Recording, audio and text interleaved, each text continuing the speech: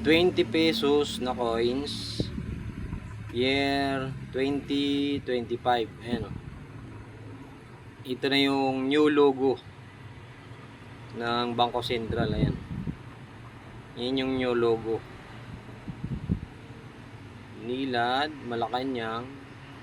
Tapos may security ano sa gilid.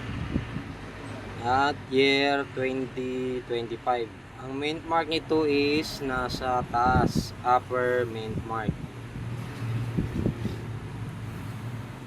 Sa mga ganitong barya, mayroong mga semi hard to find talaga ng mga year. Kahit sa mga unang mga lumang barya, mayroon naman talaga mga year na mahirap hanapin.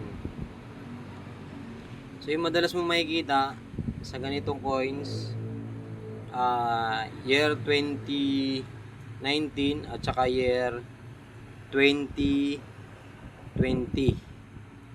at saka 2021. So yung medyo mahirap mahagilap is 2023 at 2024. Sa ganitong barya, no? Yun yung mahirap mahagilap na mga year. At saka yung 2017. Sabi kasi may nagawang 20 pesos na year 2017. Pero wala pa tayong nakakitang ganun. So ito, 2025. At ang marami talaga nito na, ang common year talaga nito is 2021, 2019, at saka 2020. Pero yung 2023 at 2024 na year ay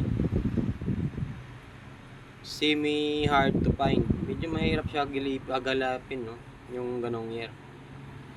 Siguro kung makakahanap tayo ng ganon, mga year, yung 2023 at saka 2024, pati na rin yung 2017, may added value na yun. Mabibenta na yun ng 350. Yan. 350 hanggang 500. Depende sa condition na rin ng coins. Kaya pag nakakita ako ng mga nasuklin ako ng mga barya, hinahanap ko talaga yung mga ganong year. Kasi may mga collectors din na naghahanap ng semi hard to find ng mga year. Binubuo nila kasi yun. So yan, 2025 na 20 pesos. Ito na yung new logo. Yan yung likod, oh. New logo. Common year po ito.